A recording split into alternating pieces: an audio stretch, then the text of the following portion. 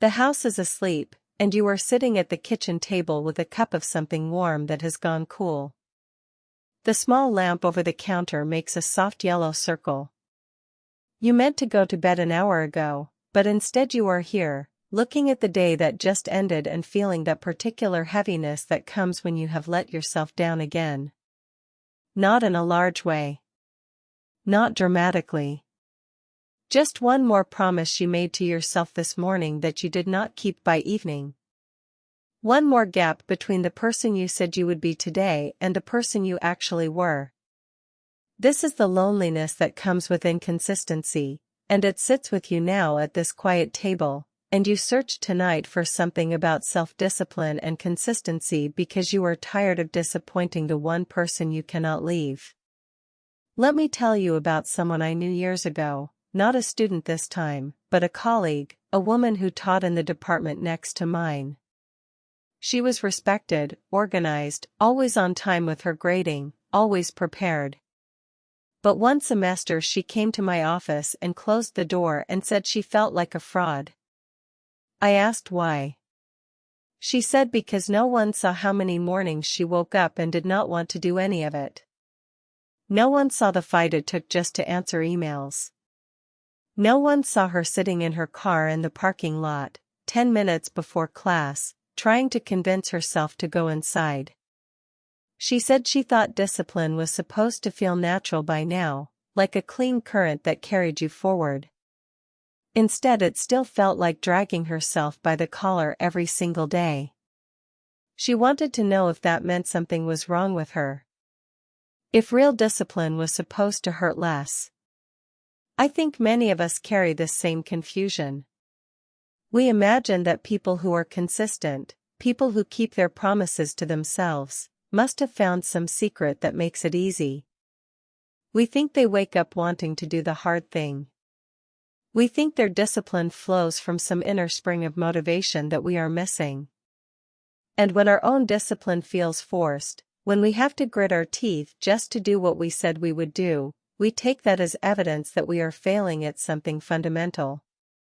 We think the struggle itself is the problem. But there is an old lesson, one the Stoics understood deeply, that turns this around. Discipline is not the absence of resistance. Discipline is what you do in the presence of resistance. It is not a feeling. It is not a mood. It is not a state of effortless flow. It is a decision you make in the body you woke up in, with the tiredness you actually feel, in the circumstance that actually arrived. The measure of your consistency is not whether you wanted to do the thing. The measure is whether you did it anyway. This sounds small, but it changes everything. Because if discipline depends on feeling like it, then you are hostage to your own weather. Some days will be easy. Most will not. Your consistency will be as reliable as your mood, which is to say, not reliable at all. But if discipline is simply the next action, the one you can still choose right now, then it does not matter how you feel. It does not matter that you are tired. It does not matter that this morning's resolve has worn thin by evening. What matters is that you can still choose the next 5 minutes. You can still decide what happens in this small moment at this quiet table. Let's make this even smaller. You are disappointed in yourself tonight because you did not follow through on something. Maybe you said you would write every morning, and you did not write. Maybe you said you would stop scrolling before bed, and you scrolled. Maybe you said you would speak up in the meeting, and you stayed silent. The specifics are yours. But the feeling is the same. You broke faith with yourself, and now you are sitting here in the dark feeling that small shame, and wondering if you will ever be the kind of person who does what they say. Here's what I want you to notice. You are still here. You are still awake. The day is not over until you sleep. And that means you still have this moment. You cannot undo this morning. You cannot go back and be consistent earlier. But you can be consistent now. Right now, at this table, You can do one small thing that aligns with the person you want to be. You can wash the cup in your hand. You can write 3 sentences in the notebook on the counter. You can set out your clothes for tomorrow. You can go to bed at a decent hour, which is itself an act of self-respect. You can choose the next honest action, the one that makes tomorrow a little easier, and that choice, right now, is your discipline. Not the choice you failed to make this morning. The choice you can still make tonight. The woman in my office, the one who felt like a fraud, I told her this. I said that the fact that it still feels hard does not mean you are doing it wrong. It means you are doing it at all. The people you admire, the ones who seem steady, they are not steady because it is easy for them. They are steady because they decided that difficulty is not a reason to stop. They learn to expect the resistance. They learn to meet it without surprise, without shame, without the added suffering of thinking they should not have to fight. They just got up, and started again, and did the next small thing. And the next. And the day after that, they did it again. Not because they felt like it. Because they said they would. This is not about perfection. This is about keeping your word to yourself, one decision at a time, in the only moment you actually have, which is always this one.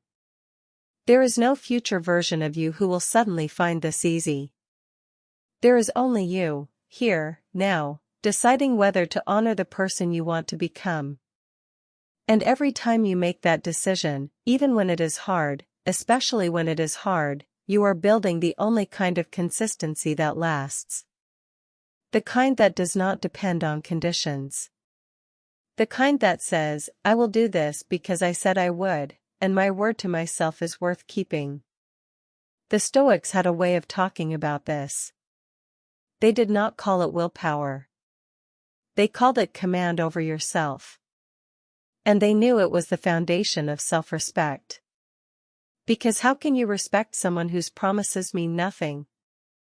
How can you trust someone who only shows up when it is convenient? You cannot. And you do not. And that is why inconsistency hurts in this particular way. It is not just that you failed to do the thing. It is that you failed to be trustworthy to the one person who has to live with you forever. But here is the other side. Every time you do keep your word, even in the smallest way, you rebuild that trust.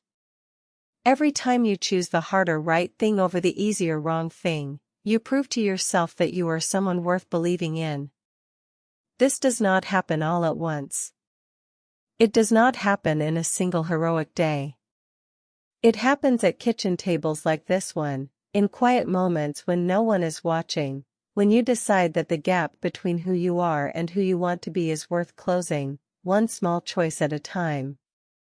That is where dignity lives. Not in the big moments. In the small ones.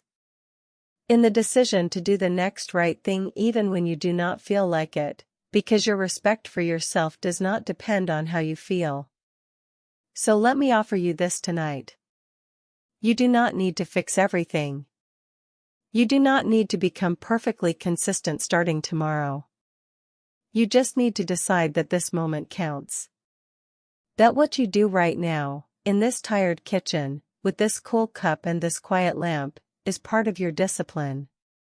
That going to bed with one small thing done, one small promise kept, is enough to carry you into tomorrow with a little more respect for yourself than you had an hour ago.